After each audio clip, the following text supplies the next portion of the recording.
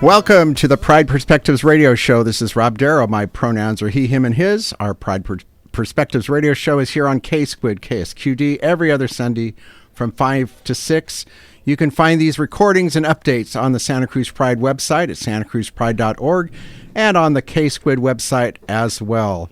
Our show tonight is the first official same-sex marriage in Santa Cruz County featuring Gail Groves, Dinah Phillips, and Gail Pellerin, and we look forward to talking to them a little bit later. Our show is guided with the following beliefs. We believe that Santa Cruz County is thriving partly because of the contributions of LGBTQ plus people, and LGBTQ plus people in Santa Cruz County are thriving because of the broader Santa Cruz County. We believe in the words of Jewish poet Emma Lazarus, that none of us are free until all of us are free.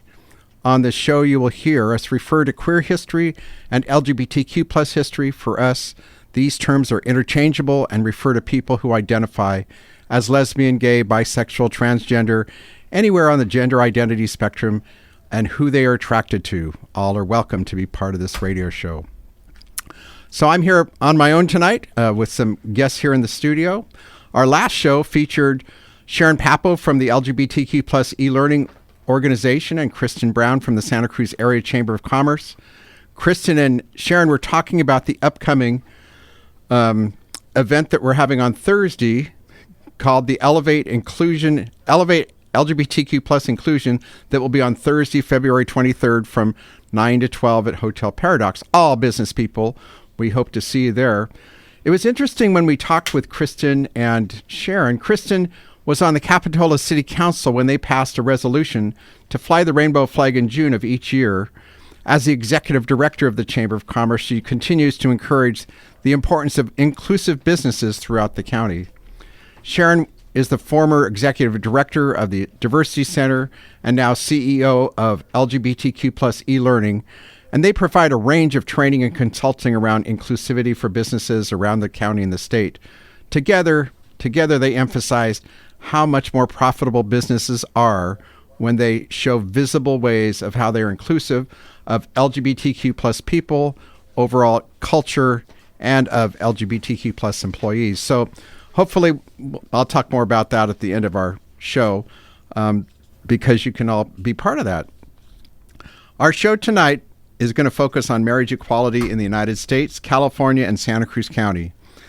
I wanted to share a little quick history about marriage equality in California and in the United States. And for people who've gone through this, they've lived it. I've only observed it as an observer coming out later in life. But it's really interesting looking at this history of marriage equality. For younger people, you probably don't think much of it. But for those people that lived through it, like our couple that's here today, they can talk about that in a little bit. It's interesting to note that it was in 2001 that the Netherlands became the first country to legalize same-sex marriage. In the United States, the state of Massachusetts was the first to legalize same-sex marriage in 2004. And in California, many same-sex couples were married 2 or 3 times because the law changed several times. Now, in California, it's even more interesting because in 2004 in San Francisco, the mayor at the time, Gavin Newsom, declared that same-sex marriage would be legal in San Francisco, which resulted in 4,000 couples being married, including several couples who were living in Santa Cruz County at the time. And then the California State Supreme Court declared that Newsom's actions were illegal, so those couples that got married weren't sure if they were still married or not. And it was not until 2008 when the state Supreme Court declared same-sex marriage to be legal in California that it really became legal. And then in 2015, the U.S. Supreme Court declared same-sex marriage to be legal throughout the United States. And then that really solidified a lot of marriages. But in between, you get that between 2004 and 2008 and 2015, people got married in many places. And we'll hear from the people here today about their marriage story in just a sec. Tonight's show is titled The First Official Same-Sex Marriage in Santa Cruz County. And in the studio, we have Gail Groves and Dinah Phillips, who were officially the first same-sex marriage, legally the first same-sex marriage that were who got married. We're kind of focusing on celebrating love and Valentine's Day later in the month with Gail and Dinah here. So we're excited that they're here to join us. A little later, we're going to hear from the county clerk at the time, who was Gail Pellerin, who's now our state assemblywoman. And Gail, Dinah, and the other Gail are joining the show to share about the importance of that day back in June of 2008. So welcome, Gail and Dinah. We're so glad you're here. Dinah, I'm going to start off with you. Could you just start, before we jump into the whole story, talk a little bit about who you are, where you grew up, and how you ended up in Santa Cruz? I had the misfortune, possibly, to be born and grow up in Lubbock, Texas in 1951. And so that was not a good place to be a little baby dyke. And it was pretty frightening. I went to college in San Antonio, and that was a little bit better, and got involved with a woman. We moved to California, and things were a lot better. So it's a pretty conservative place, and I never, sorry, I never came out to my dad before he died. I came out to my mother one time, which was a funny story that I'd be happy to tell you. Yeah, let's go back and just, so Lubbock, Texas, and when that all started for you, about what age did you say come out to yourself, and then it'd be fun to hear the story of coming out to your mom and when that happened. It was hard to come out to myself because nobody ever talked about it. Right. There was, certainly no. So I was in high school probably when I started being worried about it, being really scared and worried about it. And the only book I ever heard of was The Well of Loneliness. And so I, secretly bought a copy of that and read it, and that wasn't very encouraging. Like so many women of the day, right? Right. I mean, I read about that book. It was not encouraging at all. I don't know. Going to school in San Antonio, going to college there, sort of opened it up a little bit. So that would have been the late 1960s, 1970s, right? Yeah. Okay. Right. When you were in high school, and then I graduated in '69. Okay. And then went to college till '73, and then got a master's in '75 or something like that. And then, so what's the funny story about coming out to your mom? So I was home from college, or maybe teaching school. I taught school for a couple of years there, and I was home sometime, and I was gonna talk to her, and I had some PFLAG pamphlets that I had brought with me, and I had put them in a drawer in my bedroom, which was my brothers and sisters had pretty much moved out, so my room was like the guest room, and so I'd put them in there, and my mom sat there, and we were having a little chat, just the two of us. And she was talking about a girl that I'd gone to high school with. And I guess she got in trouble with drugs or something, and her mom knew nothing about it. And my mother sat there and looked at me and said, I would hate it if I ever felt like my kids couldn't tell me what was going on with them. And I'm like, she's ready. Oh, she opened the door. She has opened the door. And I said, well, Mom, no, I was already with you, wasn't I, when this happened? Okay. It was before Gail. And I said, well, Mom, I'm gay. And she got this stricken look on her face, and her head dropped to her chest, and she said, no, I didn't know that. And I'm like, wait, what? Nobody's ever surprised, right? And the first thing she said was, don't tell your father, it would kill him. I can't tell you how many people on the show have given that very same response. I am sure. Absolutely. Don't tell your father. It would kill him. And I never did, Wow. One time. So was this in your 20s when you told your mom? Yeah. I was driving, my dad was driving me back to the airport in Lubbock, which is a tiny little airport, to go back to probably San Antonio, I guess. And there was a story on the radio, probably NPR, oddly enough, about lesbian nuns. And I was like, you should tell him now. You should tell him now. And I didn't. And that was, probably the closest I ever came. He didn't say anything, and I didn't say anything. So I don't know. And your mom, you don't think ever said anything to him? I don't know. I don't think so. But I think she came around to it. I mean, she had a hard time with it. But once I was with Gail, and we were together for a long time when my mom was still alive. Yeah. And, Gail can win anybody over. So, so that part worked out all right. And what about your siblings? How did they react, or did you share with them? It was, they grew up in Lubbock, Texas, too. And I remember one time I was home, and and my, it was Thanksgiving or something, and my brother I was the oldest, and 13 months later my brother, and 18 months later my little sister, and then I have a much younger brother, but the three of us kind of all grew up. And I said something about, that I'd gone to college and I had a degree and I was teaching school and I was working on a master's. And he said, yeah, like, I'm really proud of my sister. And I was shocked. It took me a while to realize what he was talking about. Wow. So it was hard for him. It's hard to know how to react to those statements from out of nowhere. Out of nowhere. Wasn't expecting it. Yeah. So one other question before we talk to Gail is, so you said you graduated from high school in 1969. So that was the year of Stonewall. I'm curious. Never heard of it. Okay, that's what I was curious about. If you, I went to my first gay pride march in San Antonio. Okay. So I left San Antonio about 1978. Okay. So somewhere along it, and I was terrified. I was terrified to walk down the streets of San Antonio. Oh, we'll have to go back to that one. Okay. But Gail, it's glad you're here. Let me have you talk a little bit about where you grew up and how you came out, what was it like in school, and how you ended up in Santa Cruz. Okay. My family is from Southern Illinois, which Barack Obama visited in his various campaigns, and I can tell you it's like 100 years ago there sometimes. There literally is a railroad track between the black and white communities. Oh, very segregated, huh? Yeah. And that obviously influenced how people felt about a number of things. And we moved around the country a little bit because my dad got his education on the GI Bill. So we lived in Colorado for a while and Rhode Island, and then we finally settled in Hayward, not too far from here. That's where I went to junior high and high school. And it was a pretty liberal area then. And I had a really good social science teacher who I swear was gay. And so we talked about, we had lots of dialogues about various things. He got the black and white kids together to talk to each other.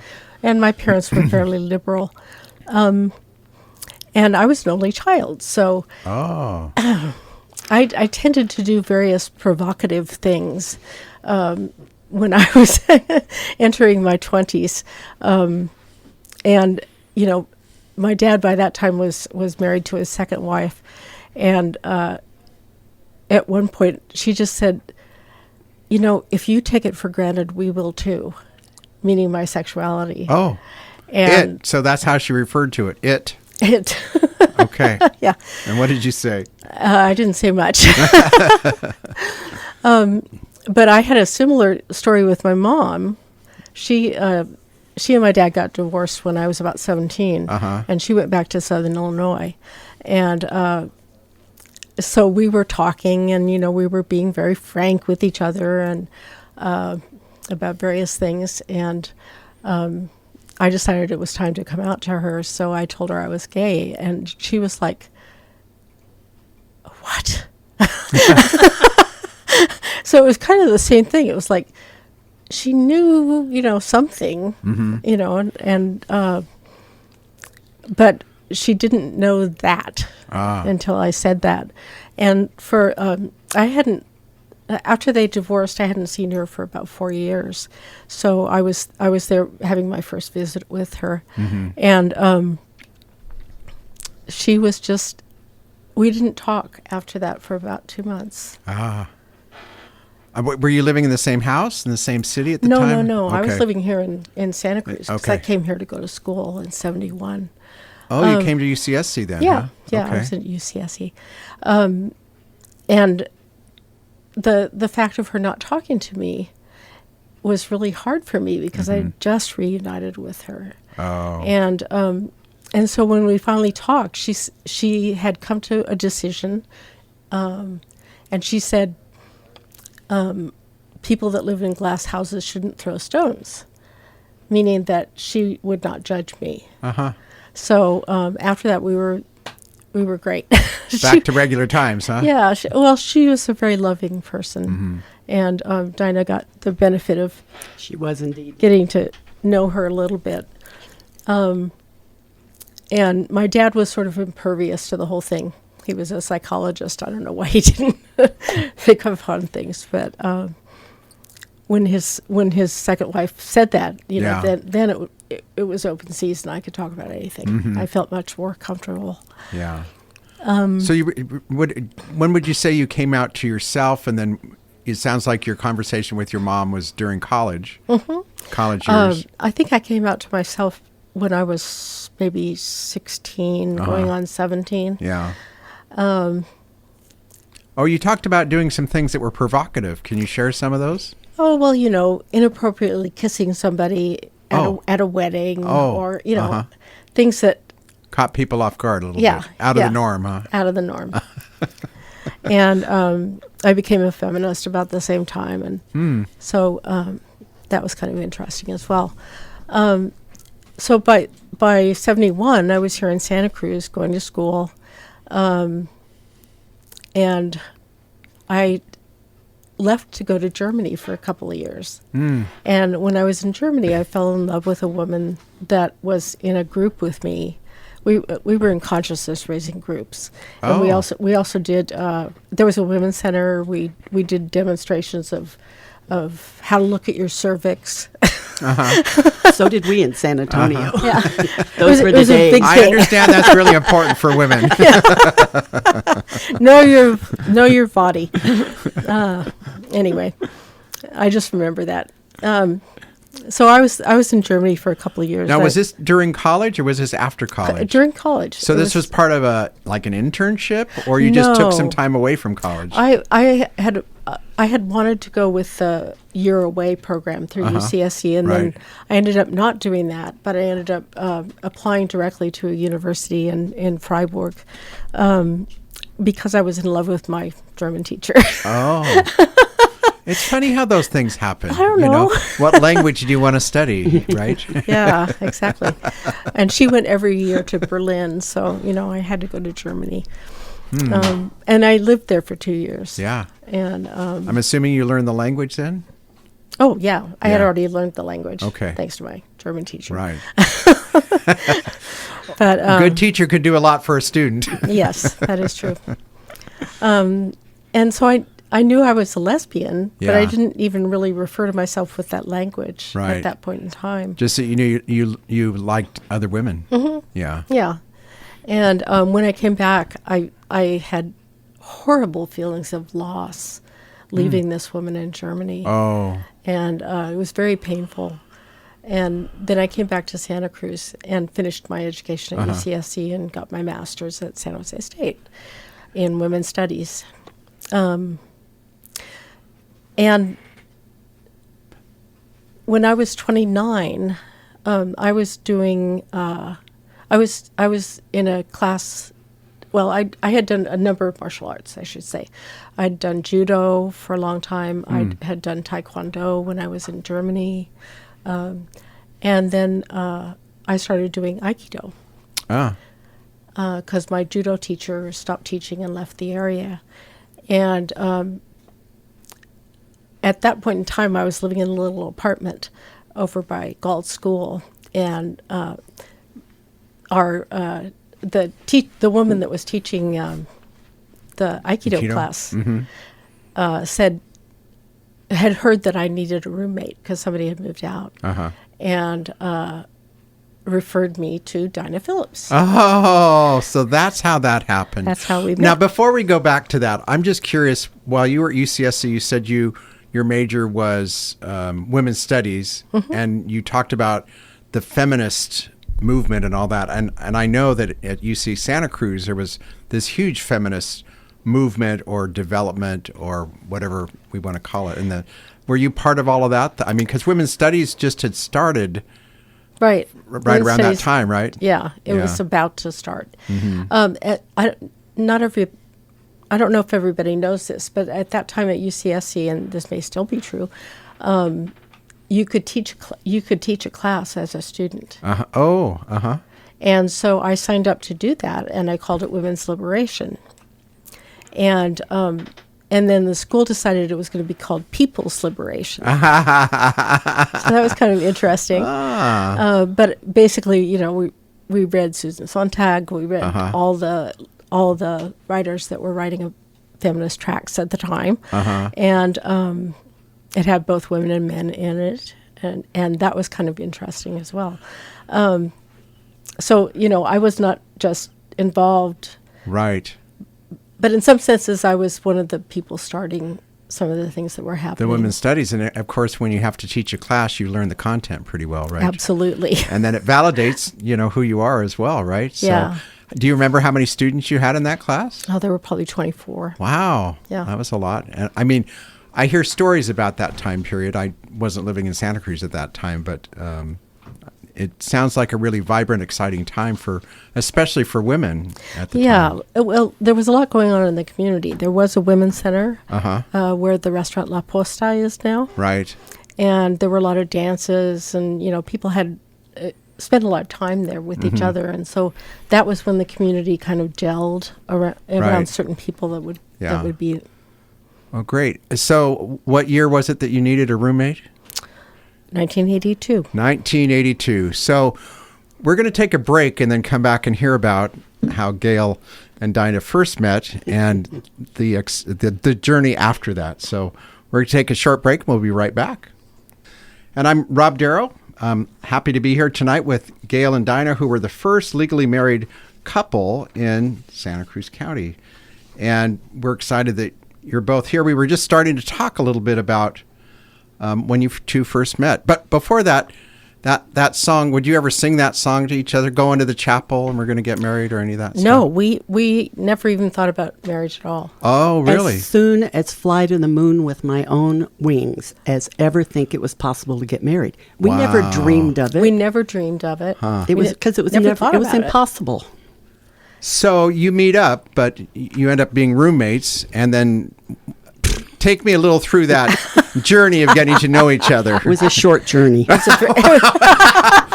was a very short journey. You had two separate rooms, and then you suddenly joined in together in one room? Is that how it worked? Yes. How long did that take? I moved in August 1st, and then over New Year's, we went to San Francisco and decided that we were a couple. And we wrote, because we're both bureaucrats, right? We wrote up a contract. We made, it wasn't exactly a prenup, but we listed, I have a 14-year-old car and Gail has an 11-year-old car because that's valuable. We each had a walk, A walk to cooking, Yes. you mean? Okay. I remember those. In case we needed to, divide the property. Divide the property up. Okay. And we went back a year later, but it had stuff like how do we fight and can we sleep with other people and stuff. I mean, so there was good stuff in there. And whose idea was that? Both of us. Both of us. You thought it was good to write something up. Yeah. Yeah, we probably still have that somewhere. I don't know where it is. So you met I think you said you met in what month then? August. August, and then by January, you were writing up this agreent. Right.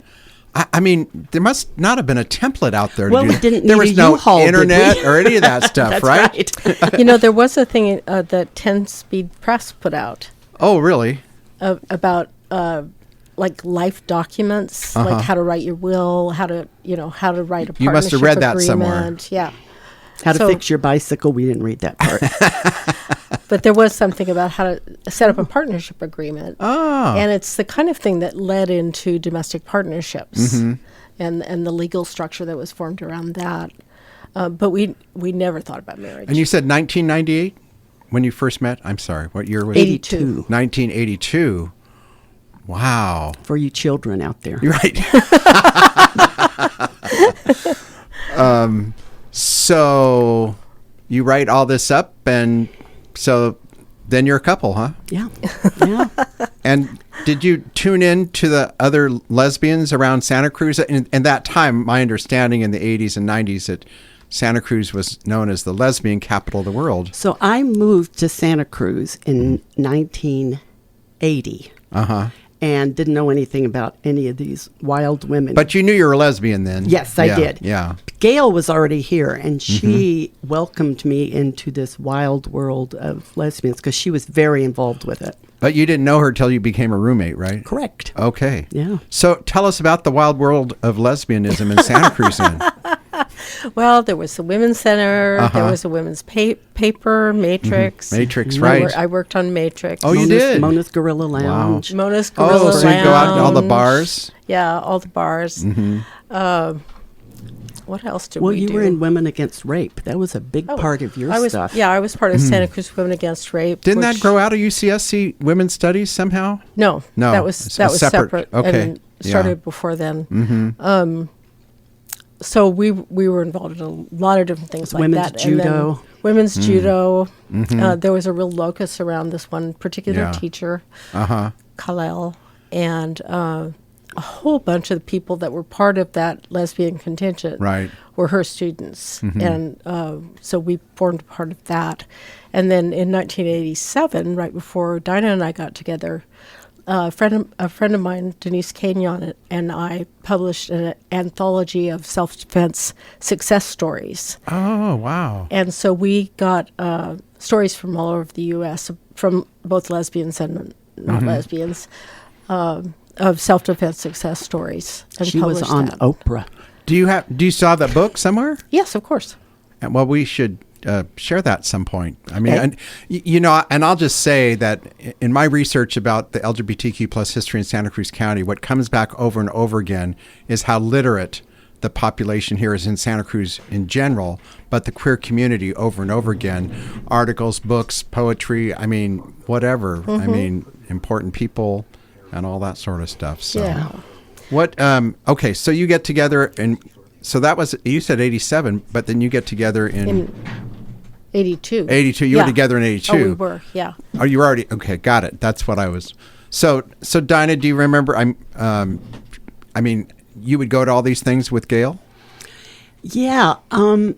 It was a whole new world. It was there were covens, there were a lot of lesbians in covens, and she had friends, and I remember her friend Charlie saying, well, and I'm a communist, and it's like, oh my God, my heart just pounded. I had never met anyone who would ever say that about themselves, and just lesbians being out and being open, and Gail's like, let's go march in Pride, and I'm like, I don't know, I'm really scared, and she just couldn't fathom why. Do you remember the first Pride you marched in? Gosh, no, I don't think I even went to a few. Did I make you go by yourself? No. Or did you drag me? You dragged me along. I dragged you along. I don't know. I was just. But would you go and you'd watch, or were you in the parade? We did both at different times. Yeah. At the end, we were in the parade every year, but in the beginning, I was teaching self-defense with this Santa Cruz self-defense collective. So, I mean, women were very active in those days in Santa Cruz in so many ways. Well, and because it was still oppressive, and you couldn't get married and you couldn't be open and everything, you had to have your community, you had to have your tribe, you had to have your people where you could be comfortable. And so, it was great. So although we didn't really think about marriage, we would hear little rumors of things. Like some people were contacting the Secretary of State of the state of California and registering their partnership as some kind of association, some sort of vague association like thing. the Elks Club could get. And we did that. Oh, so you did do that. You filed something. Did you have to go to a lawyer to do that, or just fill out papers and turn it in? Just had to fill out a form. A form and turn it into the Secretary of State? Yeah. And then what did that get you at that Nothing. point? Oh. We were hoping. No, they sent us a certificate. We got a certificate. You got a certificate? We got a certificate. Do you have that in your book here? That certificate? No. No, that's not where there. It is. Things have fallen out over the 46 years. I know. But we thought maybe it could get us, that if we had that, we could get like a family rate at a gym. Oh, there we go. Okay. And it didn't. It didn't work for that. They wouldn't either. let that in. Oh, wow. And ultimately, we went to an attorney. You probably know Margaret Leonard, and put together our will and trust and all that. And it was focused around at that time around medical issues. Sure. Because I was a diabetic, I worried about my health all the time, and we wanted to be able to have right to visit each other in the hospital if anything happened, and, that kind of thing. And just so people know, it cost us. And Margaret and Claire are fabulous. But it cost us thousands of dollars to put together a legal structure that gave us the same legal protection that you can get by getting married. As a heterosexual couple. As a heterosexual couple. It was so expensive. So did you do all that like in the 90s then? Okay. All right. So let's fast forward to the 2000s. So you've been together 20 years then. 21. You knew where I was headed. And all of a sudden in San Francisco, there's something about couples getting married. Now, how did you end up in San Francisco in 2004? I had a dental appointment. Dental appointment. I had a dental appointment, and it was like they had started like the day before, I think. And we had a dental appointment, and we stopped in Half Moon Bay to get coffee, and we got the paper, and we read about it. And we said, oh, my God, this is so exciting. And Gail's like, let's do it. Let's do it. And I'm like, no, we want to do it with our friends. We want to plan it. And so we went up there, and our dentist still says it's her fault. She said, you should go. So we'll go look. Your dentist encouraged you to go get married in San Francisco? Yeah, she was great. Wow. And she, the one in San Francisco. Right. And so we said, okay, well, we'll just go look. And it was such a scene. And it was so happy. And well, you'd been together for 20 years, so why not get married, right? Well, honestly, it seemed... It seemed unreal. And a little anticlimactic, and we had a wide variety of friends that we would want to be here, but we got in line, and we were in line for hours and hours It all happened in, if you've ever been to San Francisco City Hall, it is one of the most beautiful buildings inside. It has this huge staircase. Everything is marble. And it's just stunning inside. And that's where people were getting married. But the line snaked through the building down into the when we were basement. When we were out, we're in this long line outside, and then it's like, oh great, we're in the building, and we went into the basement all the way around the building. It was like, it's like at Disneyland. It was around here, up the stairs, down the hall, around. I mean, it was out, but everybody was so happy. So, so that happens. You get married. So then you must have felt like you had new legal opportunities, and then the state Supreme Court says, no, you can't do that. What was your reaction at that point when they were said, nope, all those marriages were negated in some way? We weren't dummies. We knew that was going to happen. You already knew it. Yeah. Okay. But you were playing along. Okay. And there was a huge push, and San Francisco was like, we don't know how long this is going to last. So you better get in here while you can. And everybody was running, and they were like, That's maybe right. it'll last through this weekend. And I forget how long it lasted, but everybody was trying to get in on it. Yeah. And we, at that point, we were in the choir at First Congregational Church, which is now the Peace Church. United? Yeah, Peace United. And we hadn't been there long. And we hooked up with Mary Schaller. And we put together a ceremony at the church. Well, wait, let me just after say. 2004? Yes, this is 2004. We had Okay. just started singing at the church. They seemed okay. We were just there for the choir. Right. And we had a choir event, and we said to our choir director, Cheryl, tell them we got married. And we weren't sure. And the minister, who's such a great guy, Dave Grishaw Jones, just came and gave us the most enormous bear hug. Everybody in the room cheered for us. And it was with Sandy, too, that we worked it all out. And you mentioned Cheryl. You're talking Cheryl Anderson? Yes, Cheryl Anderson. Wow, so she was there then and she was our witnessed best all of maid. this part. She was your best maid. Yeah. Wow. So we're going to take a short break and then come back and talk about 2008. We're excited to welcome Gail Pellerin. She is our assemblywoman for much of Santa Cruz and Santa Clara counties. But back in 2008, she was the county clerk of the county of Santa Cruz. Welcome, Gail. So glad you can join us. Hey there. Hi, Gail and Dinah. How are you doing? I wish I was there in person. I wish you were. Your face. Oh, my God. I know. I've been sitting here looking at photos from that day. Yes. And I'm like getting teary just seeing the rainbow roses and the rainbow cupcakes. And just such a all great the happy day. Couples. Yeah. Well, take us back to that time period, Gail, and how you kind of helped create the space for that exciting time. Oh my goodness. Well, it was crazy times, right? Because same-sex marriage was not legal, and of course, San Francisco, and Gavin Newsom said we're doing it anyway, and I'm like, I want to do it, you know. And my county council was like, wait. You know? Oh, so you tried to convince them earlier to get included, I was huh? all in. I was a huge advocate. It made no sense to me. Love is love. People are people. We should be promoting marriage and not, prohibiting it. So, especially between two consensual adults, so it's just, it was really chaotic times. And when the court determined that, yes, it's a go, a green light, we were all in. And I think it was like June 17th, right? That's what my photo shows. Right. June 17th, 2008. And we had the Out in Our Faith group of clergy who came out, and we had 3 weddings going on every half hour in 3 different locations. And I remember our mayor, Ryan Coonerty at the time, came out. He was ordained to do marriages, and he was doing, we had marriages going on everywhere. Love was everywhere in Santa Cruz, and it was really such a spectacular day.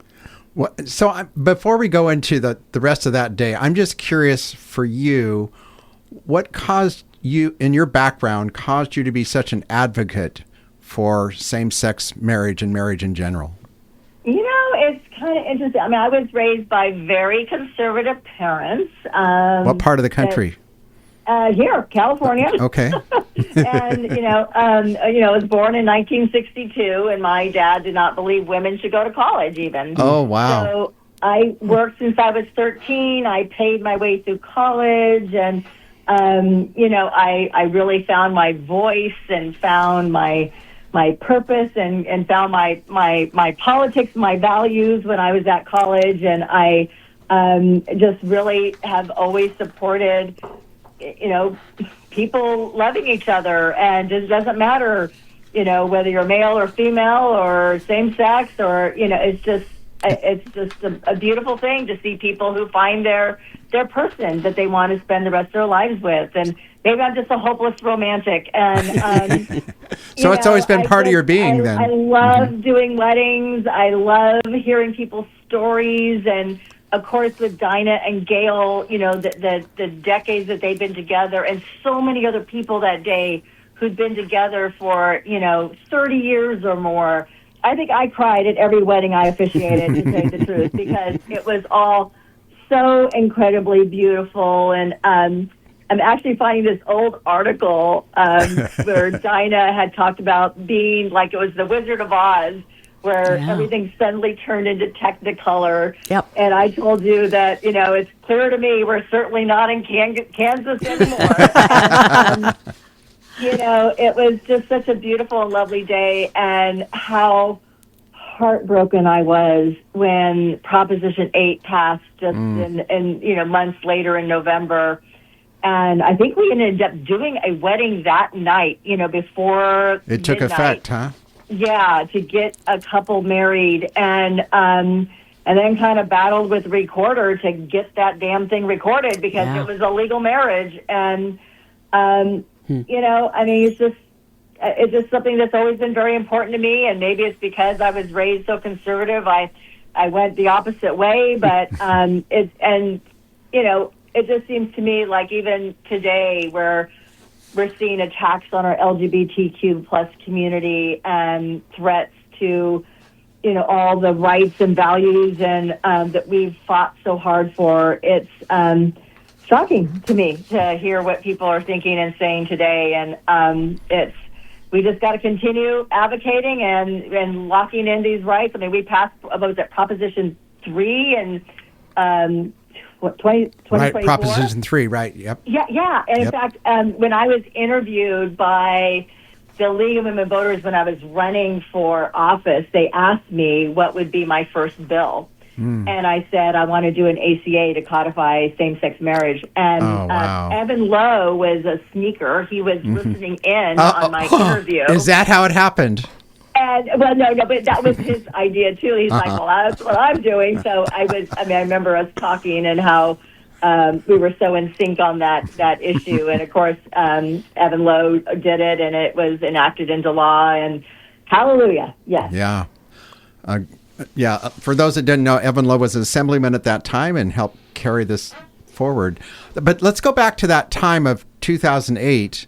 Dinah and Gail, how did you end up getting to be the first? Well, I think a big factor was that both of us had experience with the media. Oh. It's pretty prosaic. And I was in the county building, and that was useful because people would call Gail's office at the county clerk and say, "Oh, you guys are going to be doing, same-sex marriages. Do you know anybody that we could talk to?" And she'd say, "Yeah, Dinah Phillips up on the 5th floor." So you were working for Gail at the time? No, I was working in the county administrative office. I worked with Gail. But you all knew each other. Oh, yeah. It's a small county. I don't know who made this. Do you know Gail? I have no idea. I think it was actually the community, where people were, who is going to be our first couple that we want to showcase and really celebrate this incredible day, this historic day.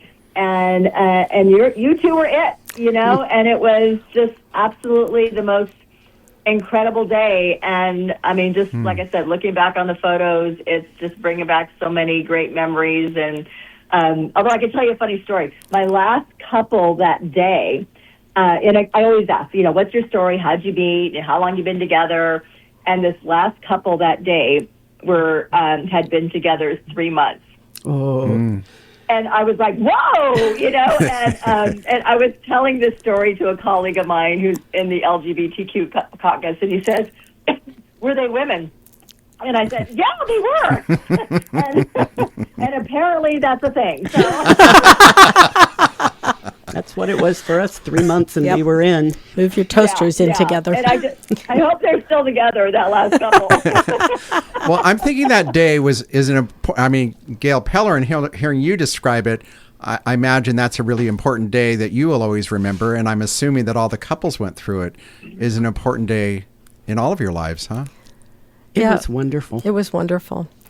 I mean, like I said, this day, I just think back on that, and I get teary. I just remember the stories of people telling me how they've been together for decades, and just the acknowledgement that your love is equally valuable and equally important and subject to the same rights as everybody else who's married. It was truly one of those incredible emotional days that. And also, looking back, I mean, for God's sakes, 2008. Right. We should have done this long ago. And then for it to go backward, and then it took us how many years to get it right? A million. It was like till 2013, and here we are in 2026, and it feels like everything is at risk, Yep. And dang, we just, I just, it's just sad to me that we go back on so many. I mean, just like the reversal of Roe v. Wade and how horrible that day was, and so we just got to keep banding together and working together and unifying on these important issues. And I'm just so glad California stepped forward with their, repeal of the Proposition 8 and the Proposition 3, and we just got to keep moving forward. Right. Celebrating love. Let's go back. All shapes and sizes. Yeah, let's move to today in a minute. But back then, were there other officials that were involved in this? I mean, what, like the Board of Supervisors or other assembly people that were important that you want to talk about? Everybody. I think there were so many people. I mean, we had, like I said, we had so many different officiants. I mean, I saw a picture with Rabbi Paula Marcus that was there, and Mark Stone, who was on the Board of Supervisors, and of course Ryan Coonerty, and I think Fred Keeley was in the mix there as well. And John Laird had been such a leader on this. He'd done so much heavy lifting. Oh, did he get married that day? I don't think he did. Oh, no, okay. No. You did him later, right? His husband came in to get their license. I made them come back in the back, and I took their picture, and they were all in casual clothes. And he tells this story about Gail wouldn't let us go without celebrating it and getting a photo. And they actually got married in Marty Wormhouse's backyard. That's right. Which is now the house that's across the street from where I live. Oh.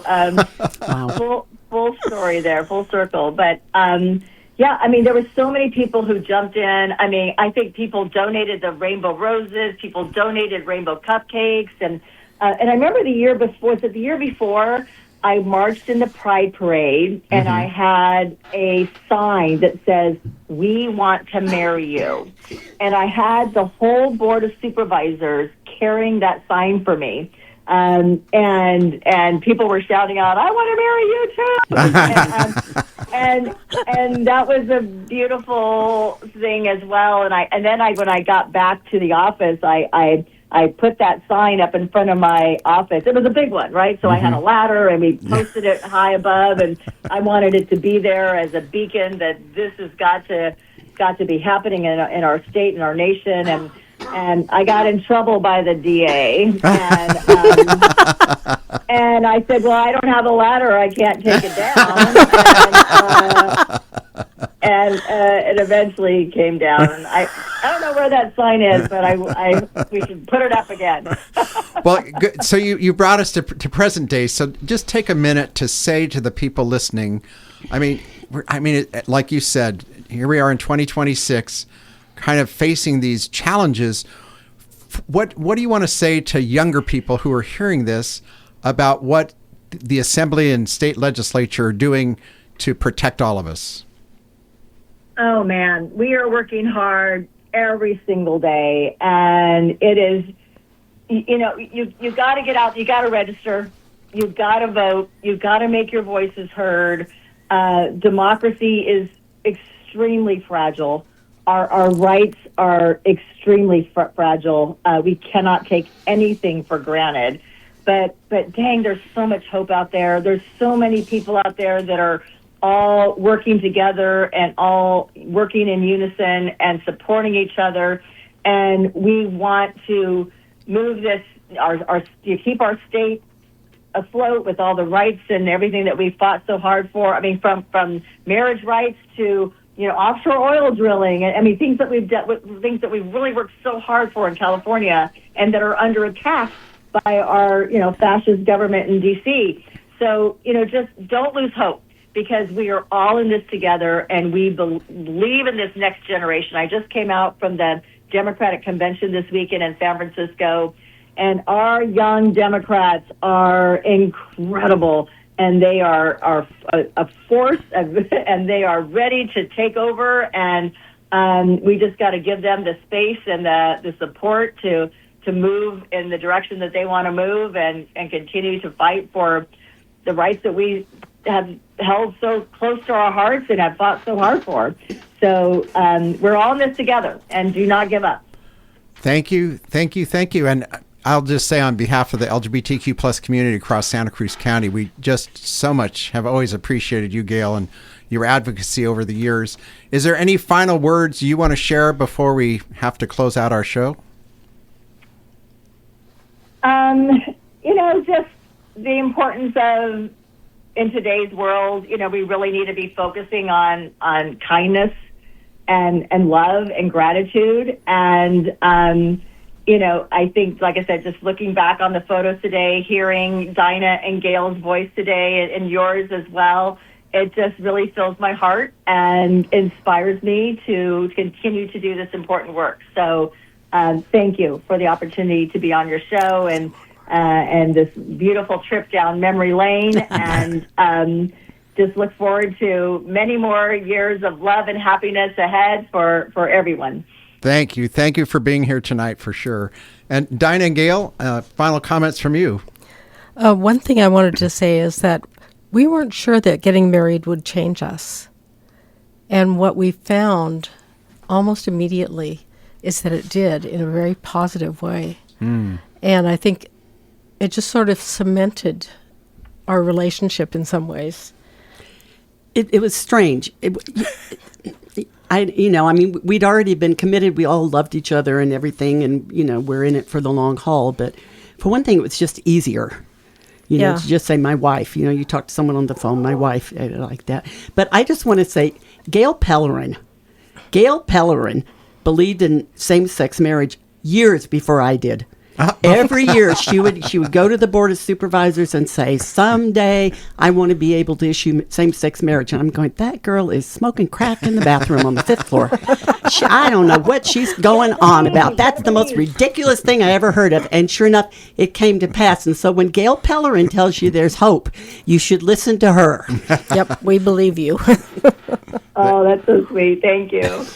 All right. So Gail Pellerin, Dinah Phillips, and Gail Groves, we so appreciate you celebrating Valentine's Day here in February at the end of this month to celebrate love and marriage and the kindness that you all talked about. Thanks for being here today. So in the final minutes we have here, let's think about what we learned today. You know, in 2024, California voters passed Proposition 3, which enshrines the right to marry into the state's constitution. While same-sex marriage is already legal, Proposition 3 ensures that LGBTQ plus couples can continue to marry in California, even if the U.S. Supreme Court should overturn other landmark cases. As we always do, we think about a final quote, and I found a final quote from Gail and Dinah's marriage, which actually came from Gail. I don't know, Gail, if you remember this, but this is what Gail Groves said. She said, "It was a really emotional experience to get married. I think it probably is for everyone, but we hadn't even dreamed of it. Once it became a reality, we were in tears most of the time. It was so powerful to have your relationship, which was either unacknowledged or frowned upon, acknowledged in a positive way. Everyone around us responded in a positive way. We went to our church the next night and somebody announced it there, and it was wonderful."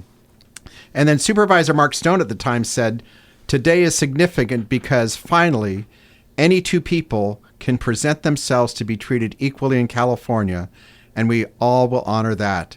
And I'll just say that we honor all the people who were involved back in 2008 to have the two of you get married and all the other people. So thank you for that as well.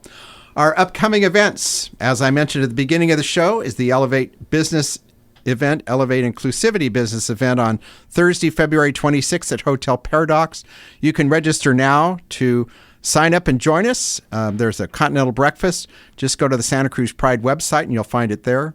On Thursday, March 19th, we will be having our annual Warriors Pride Night. And again, you can purchase tickets for that Pride Night at the Warriors on the Warriors website, but also linked off the Santa Cruz Pride website. Our next show on March 8th, Dinah and Gail, you talked about different lesbian covens that were around. And our next show is going to focus on the book called A Circle Outside, which is a book that is about a subversive comedy of manners set in a commune of lesbian witches in the 80s in California. And I know it took place in Bonnie Doon. Linda Rosewood is going to be our guest who wrote the book, along with some other people who are involved in it. It's interesting, in the 80s, as you knew, a household of lesbian feminists established a women's only commune in the ancient California redwood forest of Bonnie Doon. Did you know about that in Bonnie Doon? That was going on up there? Probably, Gail yeah. Okay. would have known more than Anyway, March 8th, you'll have to come back and listen to our show there and that sort of thing. Absolutely. Thanks again, you two, for being here, and for Gail Pellerin.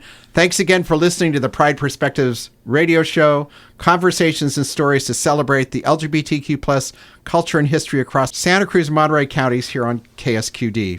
We'll see you at our next show.